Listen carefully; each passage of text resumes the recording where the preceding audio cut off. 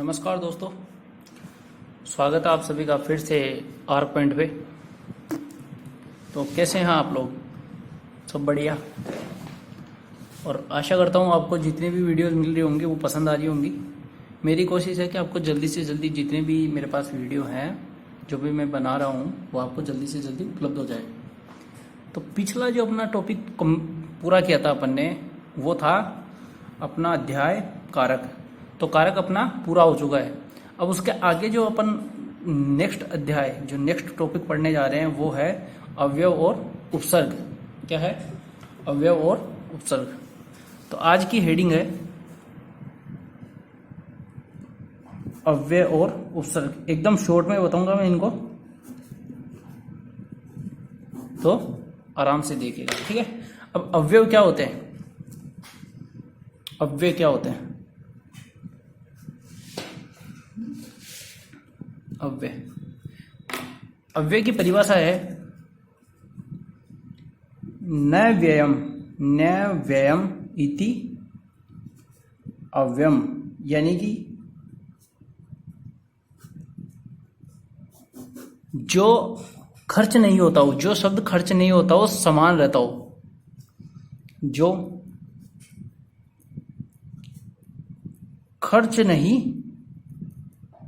होता हो, प्रत्येक परिस्थिति में समान रहता हो। प्रत्येक परिस्थिति में समान रहता हो। जैसे इसकी दूसरी परिभाषा दूं तो मैं, जो शब्द तीनों लिंगों, पुल्लिंग, स्त्रीलिंग और नपुंसकलिंग, तीनों लिंगों, सातों विभक्तियों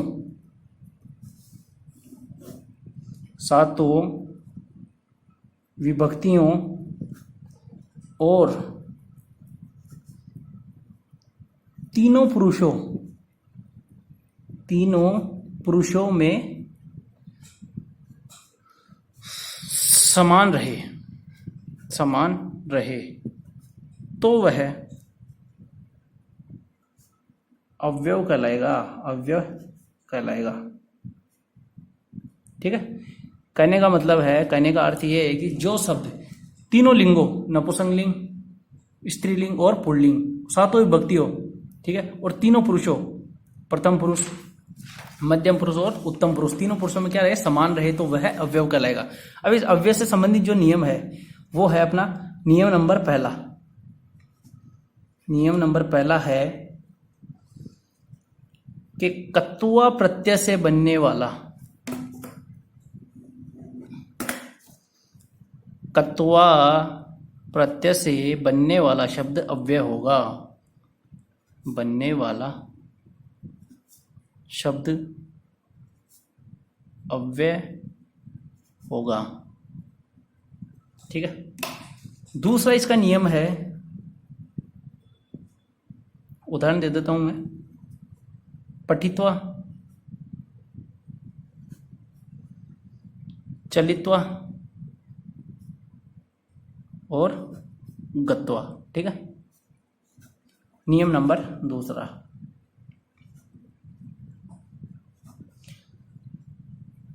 तुमुन प्रत्यय से बनने वाला शब्द भी, तुमुन प्रत्यय से बनने वाला शब्द अव्यय होगा। अब इसके उदाहरण है पठितुम, गंतुम,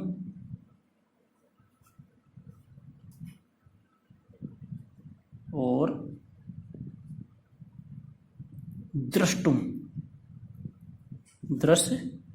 ठीक है, द्रष्टुम। ठीक है। अब है नियम नंबर तीसरा।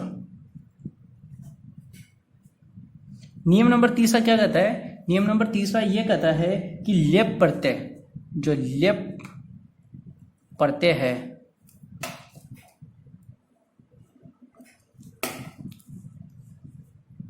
उससे बनने वाला शब्द भी लप प्रत्यय से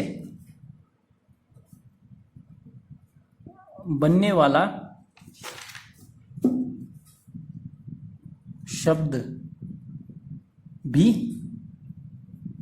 अव्यय होगा, अव्यय होगा। जैसे कि उदाहरण के तौर पे आनीय, इसमें कौन सा है, इसमें है ल्यप प्रत्यय, ठीक है। और है जो चौथा नियम है, जो नियम नंबर 4 है, वो क्या कहता है, वो कहता है कि अव्ययी भाव समास, अव्ययी भाव समास से बनने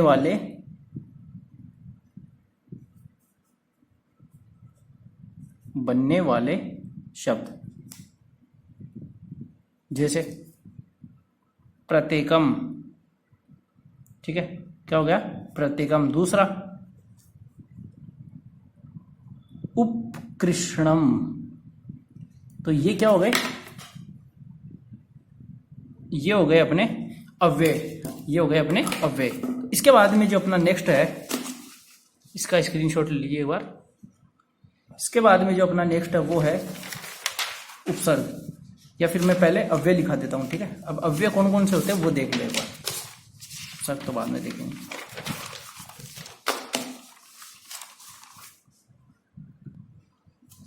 अब लिखने जा रहे हैं अपन अव्यय। क्या लिखने जा रहे हैं, अव्यय। इधर तो हो गया अव्यय और इधर हो गया उसका अर्थ, ठीक है। अव्यय और अर्थ। अब अव्यय कौन कौन से होते हैं वो देख लीजिए एक बार। अत्र, तत्र, इदानीम, अत्र तत्र इदानीम, कुत्र, तथा, कदा वा, च खलु, च खलु,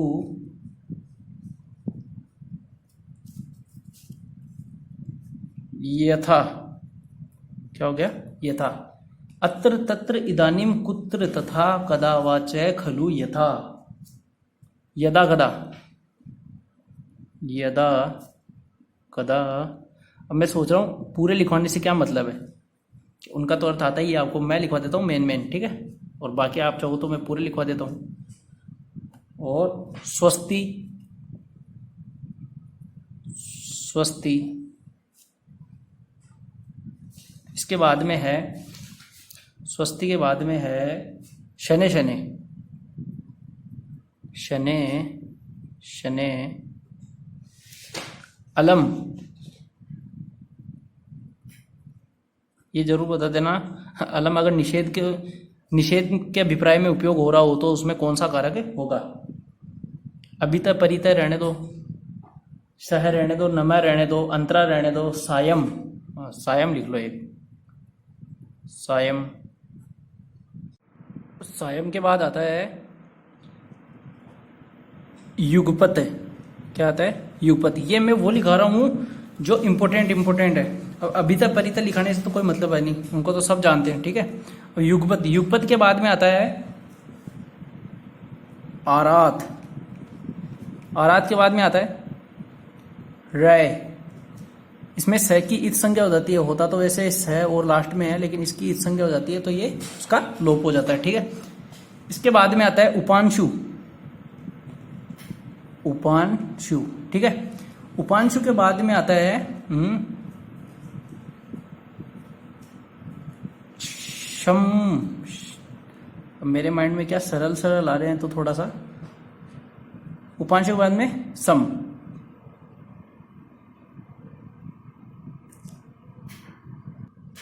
शम के बाद में आता है वत प्रत्ययांत है, वत प्रत्यांत है, ठीक है। वत प्रत्यांत है, इसका मतलब भी बता दूंगा अब मैं। वत प्रत्यांत है क्या होता है, विहायसा, विहायसा, ठीक है। दोषा, दोषा के साथ में नक्तम और है, दोनों का अर्थ एक ही होता है। उसके बाद में है सामी, क्या है, सामी। और उसके बाद है अम और आम, सॉरी, अम और आम। अब यहां से चलते हैं, ठीक है। आम का अर्थ हो गया स्वीकारना, क्या हो गया, स्वीकारना। अम का अर्थ हो गया शीघ्र या कम। सामी का अर्थ हो गया आधा। खलु, खलु, खलु का अर्थ है निश्चय। च का मतलब है और, वा का मतलब है विकल्प, वा का मतलब है विकल्प। कदा यानी कब, कदा यानी कब। और तथा यानी वैसे। कुत्र यानी कहां। इदानी में यानी इसी समय। अत्र यानी यहां और तत्र यानी वहां, यहां। यथा यानी जैसे। यदा कदा यानी जब तब। उसके बाद में है शने शने, धीरे धीरे। अलम, अलम यानी मना करना भी होता है। अलम का मतलब पता है आपको, तो अलम का मतलब क्या होता है, मना करना। और अलम का मतलब क्या होता है, पर्याप्त। निषेध या पर्याप्त, निषेध या पर्याप्त। सायं का मतलब होता है शाय, साय, ठीक है।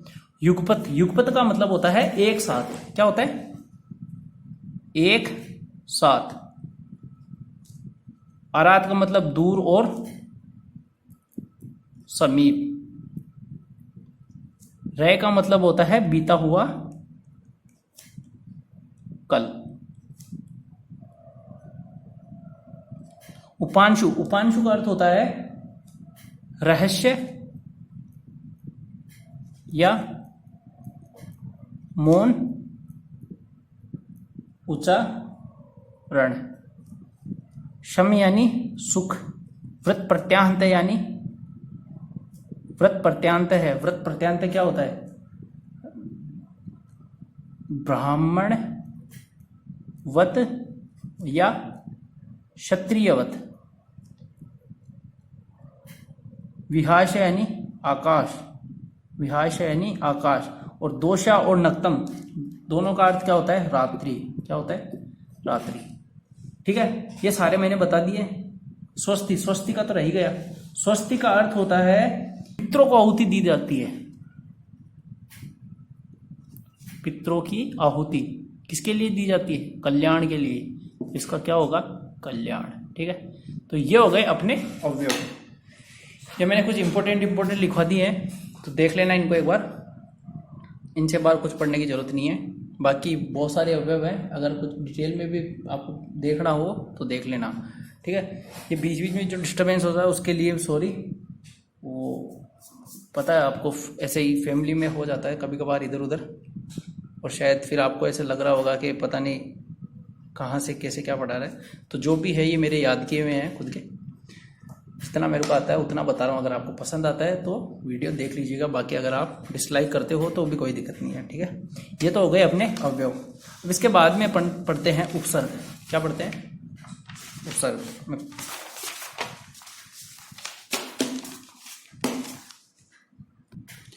अब उस उपसर्ग इन अव्यय में ही क्यों पढ़ रहे हैं, क्योंकि पहले हेडिंग डाल लेते हैं उपसर्ग।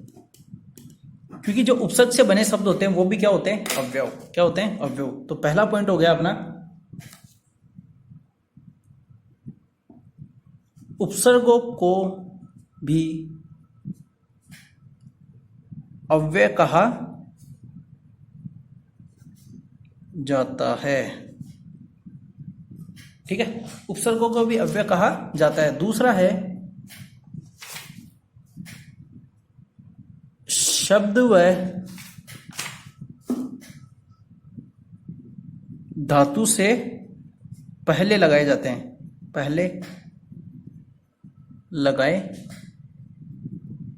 जाते हैं, तीसरा है संस्कृत भाषा में कितने उपसर्ग होते हैं? संस्कृत भाषा में 22 द्वाविंशति उपसर्ग होते हैं। और जो उपसर्ग का संज्ञा विधायक सूत्र है वो क्या है? उपसर्ग का क्रिया योगी। ये इसका हो गया उपसर्ग संज्ञा विधायक सूत्र। उपसर्ग संज्ञा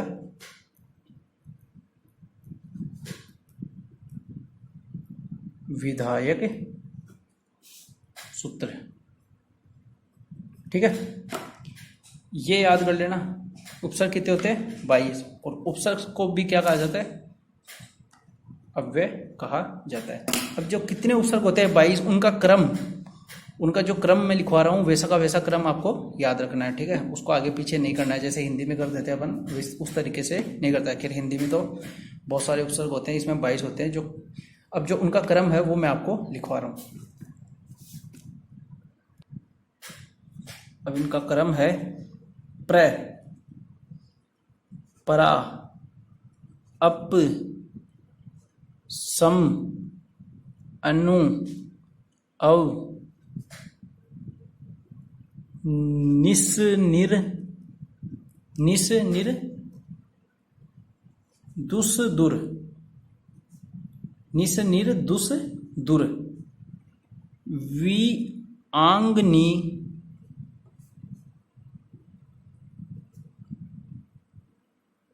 अधि, अपि, अतिसु। क्या हो गया? अभि, अधि, अपि, अति, सु, ठीक है। उसके बाद में आता है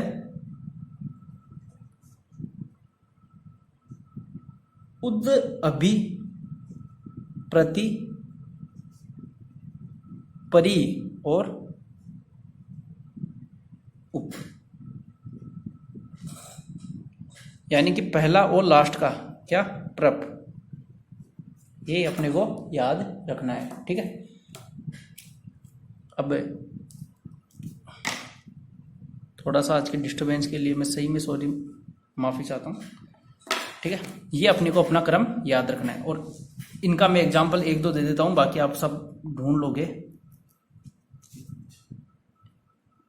प्रचलनम, साथ में इसमें प्रत्यय भी बता देना, ठीक है।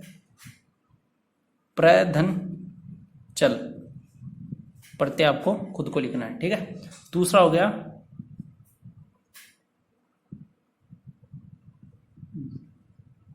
अवगुण, तो अव और गुण। खैर उपसर्ग तो बहुत आसान है, ढूंढ लोगे, ठीक है। तो ये अपने हो गए अव्यय और उपसर्ग दोनों एक ही। तो आज के लिए इतना ही।